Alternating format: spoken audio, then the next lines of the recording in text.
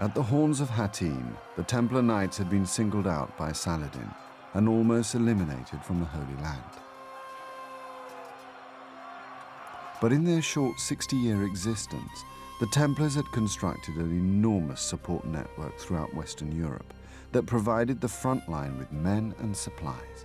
In fact, this elite military unit had created for itself the world's first multinational corporation.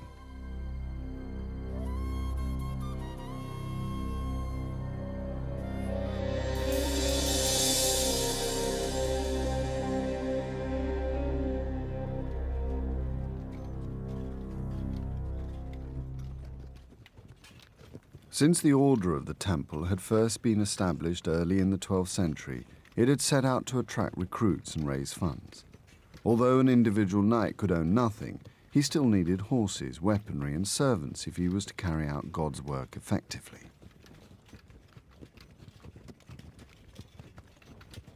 The King of Jerusalem had initially aided the Templars.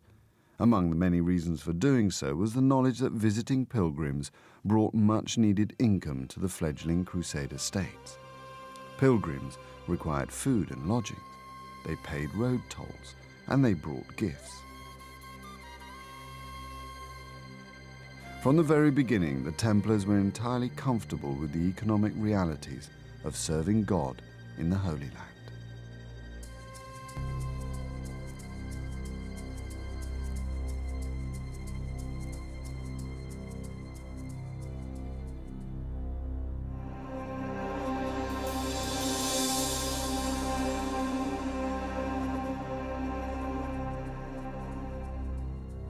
The Templar Corporation, or network, began in Western Europe, built up from gifts of land donated by men and women who wanted to protect their immortal souls by supporting the Crusaders in the Holy Land. Many of the earliest donations received by the Templars were from men who wanted to join the order themselves. One of the most substantial donors came from Champagne, in northern France.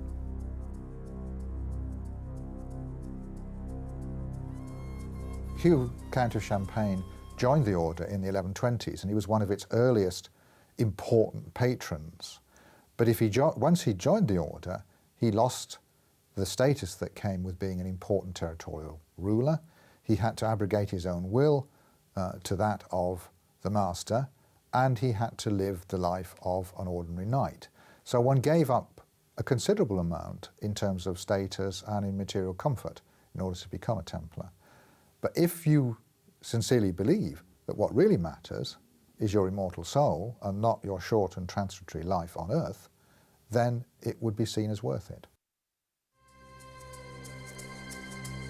The Templars gratefully accepted many such gifts of land, which were channeled into productive communities where the brothers in the West lived and worked.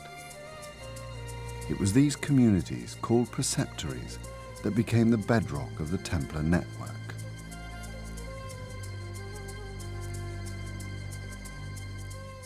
I think that the Templars gave a good deal of thought to the best way of exploiting their Western preceptories for the purposes of supporting their military front line. But it's not entirely easy to do this consistently, since by their very nature donations tend to be random. As time went on, they tried quite hard to rationalise their holdings in a way which would make them more effective, and even in some areas to provide preceptories which were rather specialist, perhaps specialist in banking or in stud farms or in providing shipping and so on. A typical rural preceptory of the Templars usually comprised of farmland centred around a manor house, with any numbers of barns, stables and outhouses, depending on the size and location of the farm.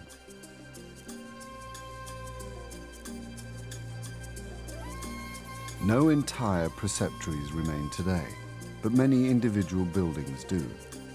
These enormous barns were constructed by the Knights Templar more than 800 years ago. The aim of all Templar preceptories was to make money. A third of all income went to the knights on the frontier. Every donation, large or small, was fully exploited for maximum revenue. If they were given unused land, they had it settled and cultivated. New mills, wine presses and ovens were constructed to soak up the extra agricultural produce, and new village and town markets were created. In this way, the economy of an entire region could steadily be boosted. But it also meant that the Templars could take economic control of whole areas as they bought up businesses and land.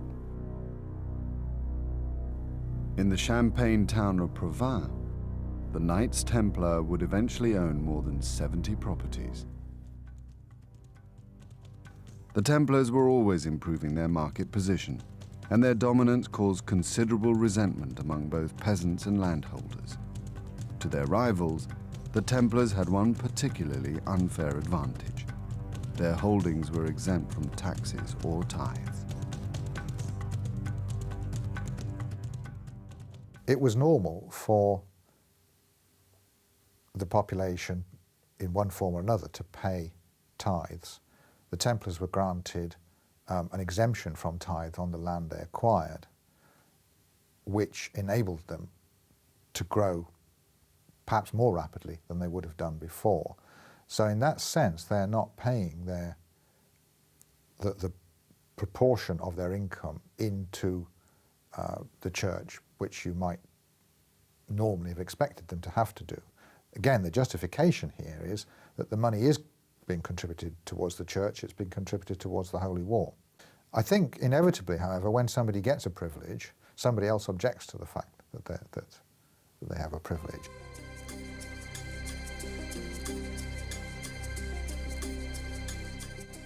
Within 30 years of its foundation, the temple was managing farms and urban properties throughout France, England, and much of Europe. They had European headquarters in Paris and London. Many of the Templar properties on the Iberian Peninsula were fortified, as the Muslims retained a strong presence on the Spanish mainland. The Templar network provided security and lodgings all along the main trade routes of Europe, as well as to the Holy Land.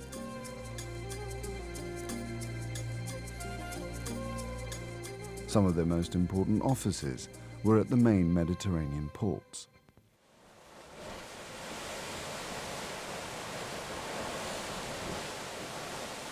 The temple was involved in shipping from its earliest days. It had soon extended its role from protecting pilgrims in the East to protecting pilgrims traveling to the East.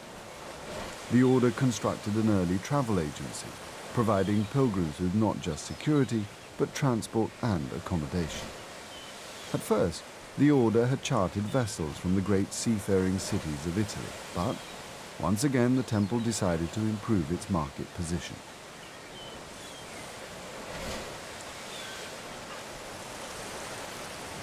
It built its own ships and consolidated its long-distance travel business, an industry it had helped to create in the first place.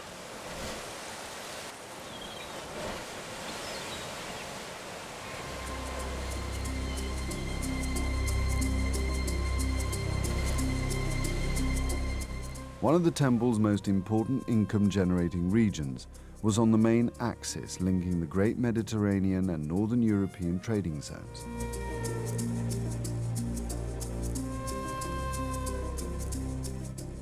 The Champagne region of France, one of the temple heartlands, was a bridge between North and South Europe. It was here that enormous trade fairs developed, which ushered in the dawn of international business.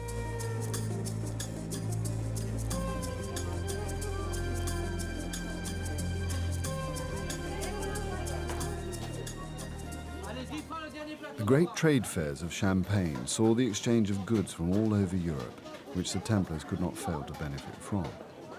The economic boom also triggered a financial revolution, which saw the birth of modern banking. The Templars were well placed to enter the world of banking. They had offices all over Europe, and their continuous state of warfare had given the Templars the experience of handling large sums of money.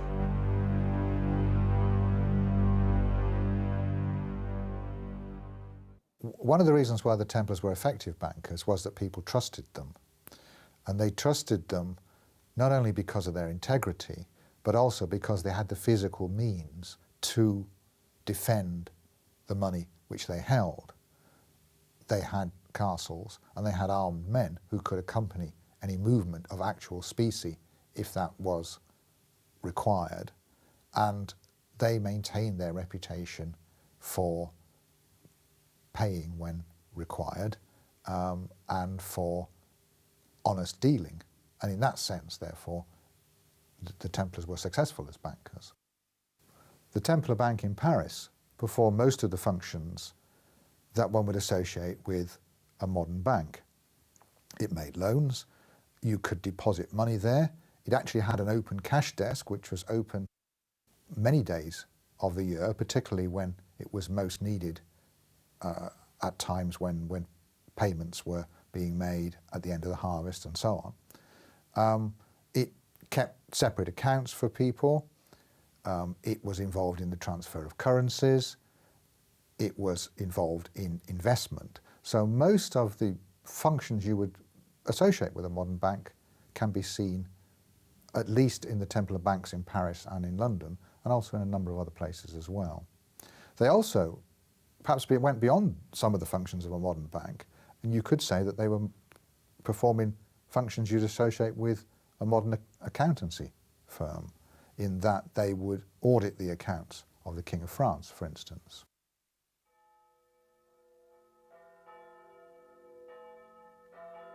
The Templars' unparalleled financial acumen and entrepreneurial drive had brought the warrior monks untold wealth. The order had risen to the very pinnacle of society, and they didn't just work for the French crown. The Templars provided security and financial advice to most of Europe's great rulers, including the King of England and the Pope.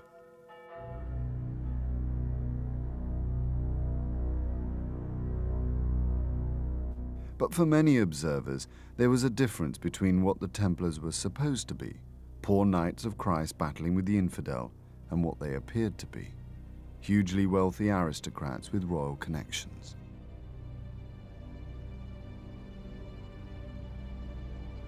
Although a third of all revenue provided by the Templar network was sent to the east, few ordinary people ever saw their Holy Land activities. All most people ever heard about the Crusades was a growing catalogue of defeat and humiliation. The Crusaders had lost the Christian holy sites, which was the primary aim of the Knights Templar. Their frequent setbacks in the Holy Land made many suspicious. How could they justify such riches when they were supposed to be poor knights battling Islam for the love of God alone? For years, medieval chroniclers had suspected that financial motives affected all Templar behavior in the Holy Land. A castle siege might be interpreted as a bid for gold and plunder, or a refusal to join an assault could be seen as saving costs. There were many such controversial incidents. One of these is the capture of a man called Nasir al-Din, who was fleeing from a failed political coup in Egypt in 1154, was captured by the Latin Christians and was put into the custody of the Templars. The Templars then sold him back to his political enemies in Egypt for a large sum, and he was killed by the mob. The story that is told by some chroniclers is that this man, however, was interested in being converted to Christianity. And this doesn't redound very well on the Templars. It looks as if they're more interested in gaining the ransom money than in conversion. But the Templars did not always take the money. Soon after their construction of a new castle on the Jordan frontier, they received a visitor. the Muslim leader Salah ad-Din came and tried to purchase the castle from the Franks. He offered them a huge sum of money, 60,000 gold coins. And the Knights Templars refused to sell the castle. He augmented his offer to 100,000 gold coins. And the Knights Templars, as usual, boldly refused the offer. They didn't know that within few months, not only that they will lose the 100,000 gold coins, they'll lose the castle and their life as well.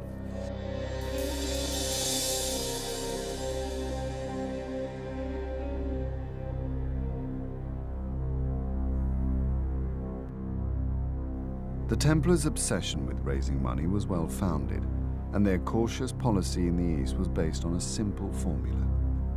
Before the Battle of Hattin, it took the income from 30 manor farms to equip and maintain one single knight in the Holy Land. More than 200 had died at Hattin. Within a few decades, the cost would have risen fivefold. The Templars needed to translate their economic empire into a military machine of some kind, which was very, very expensive. The numbers of knights probably amounted to 600. Each of those knights needed to have 4 horses.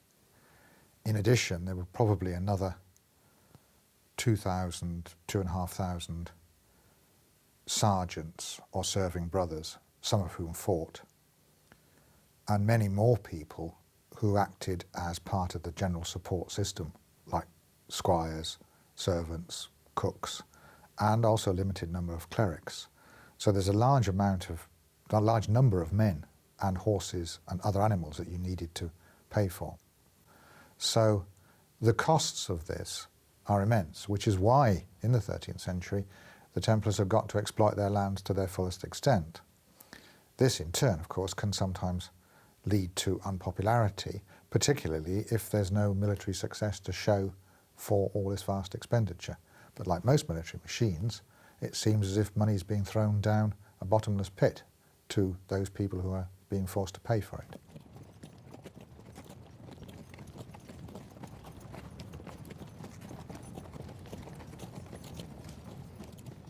A Crusader knight's single most expensive item was his horse. The Templar force in the Holy Land would have required about 4,000 horses, most of which would have come from the Western network. The Muslims understood the economy of war as well as the Templars, and in battle targeted the Crusaders' horses.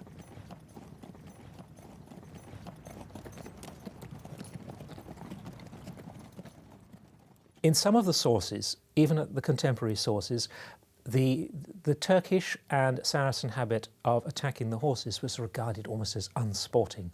Now this has been picked up in the 19th century and even today as somehow the Turks and the Saracens are being devious.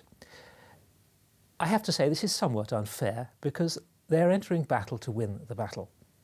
And if you can defeat your enemy by injuring his horse or his horses or frightening his horses, you don't have to kill the man. You're not there, as far as a Saracenic warrior is concerned, to achieve personal glory. You're there as a professional soldier with a rather modern attitude towards the job in hand, and that is to succeed.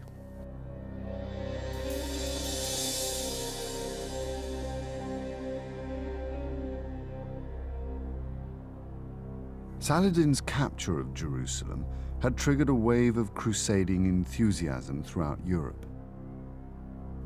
The Holy City would once again be the target of a major Christian expedition.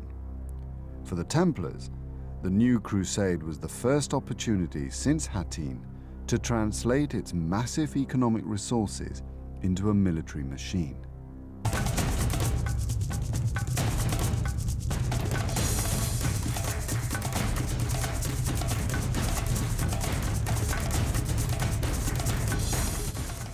The Order of the Temple was integral to the Third Crusade, led by the King of England, Richard the Lionheart, and Philip II of France.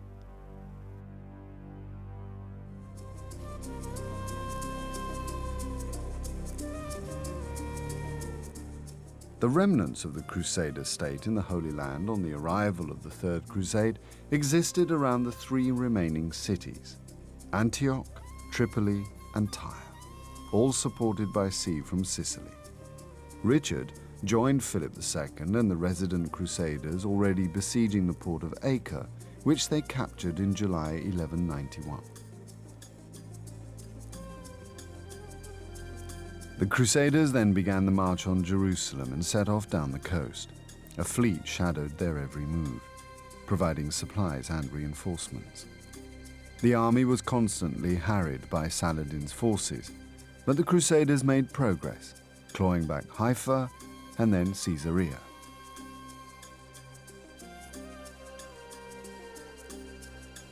On the road to Assur, Saladin attacked in strength. The Crusaders lined up with the disciplined military orders in the vital stations. The Muslim attack was driven off by a powerful Crusader counterattack. Richard's victory over Saladin meant the Crusader state was once more firmly established in the Holy Land. Richard took Jaffa, but Jerusalem itself was just too vulnerable to Muslim attacks. The Templars had played an essential role in the Third Crusade, providing logistical support, but mainly as a coherent, disciplined military outfit Richard I could rely on at all times. Whatever his many faults, Richard did commit resources and indeed risked his own life and health many times for the cause of the Crusades, and I think he discerned the Templars were equally prepared to make that commitment. The master of the temple, Gérard de Vridefort, died. There was a vacancy in the mastership, and Richard wished to extend his influence in that direction and managed to secure the election of one of his own vassals, a man called Robert of Sable, as master. And from then on, there was quite a close link between the temple and Richard, and they became a very important part of his army after the taking of Acre and the march south towards, supposedly towards Jerusalem, but which never in fact took Jerusalem.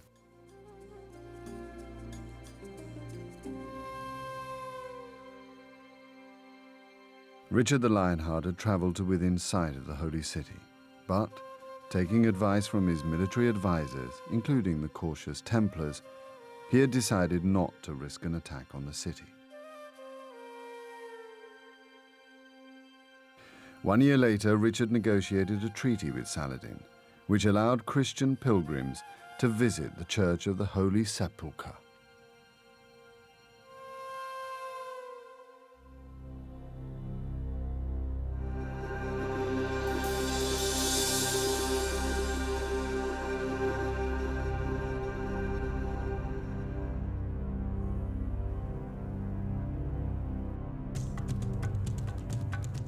Although the Third Crusade had failed to gain control of Jerusalem, the victories of Richard I had rejuvenated the Crusader states and given the Christians a firm foundation from which to begin expansion.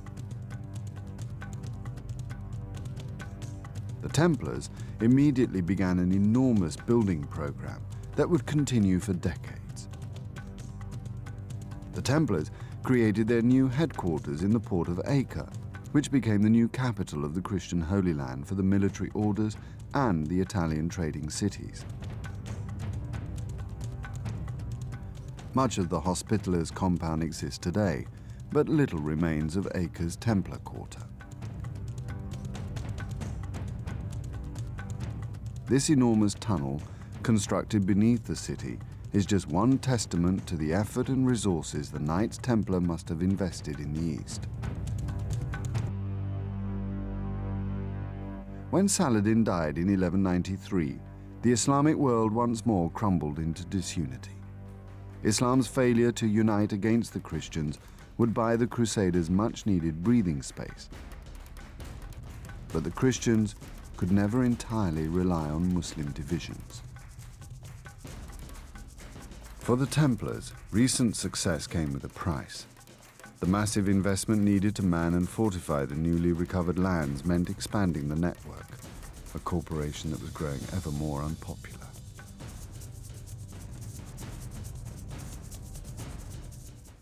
The Templars' reputation tended to take a bit of a knock back in Europe rather than in the Middle East, because back in Europe is where they're coming to be seen as rich, almost money-grubbing. They became bankers, and nobody likes bankers. So there was a jealousy, a resentment. But this is not immediately transferred to those who are stationed out there on the frontier, manning the castle walls and so on. One place where the Templars' unpopularity actually deteriorated into violence was on the island of Cyprus. In an awesome display of their wealth and resources, the Templars had purchased this entire country from King Richard, who had conquered the island en route to Palestine. However, Richard realised that he couldn't govern it himself, and he couldn't hold it himself, and therefore he turned to the Templars as possible rulers of this island. And he sold the island to the Templars for a large sum of money. Unfortunately, the Templars never committed sufficient troops and resources to governing it, and after quite a short time there was a revolt, which the Templars survived, but which was enough to deter them from wanting to hold it any longer. The Cyprus is a very interesting case, because had the Templars taken it more seriously as a resource, it could have been the first semi-sovereign or sovereign state ruled by a military order. It never came out like that, but it could have been. However hard the Knights struggled to justify the vast funds needed to reconstruct and man the defences of the Holy Land, the Templars would never fully shake off the suspicion that they cared more for the acquisition of gold and riches than they did for the land of Christ. In reality, whether the Templars believed it or not, the equation was simple. If they could not maintain the Crusader states, there was no reason for their existence. The Templars' credibility depended entirely on the survival of a Christian Holy Land.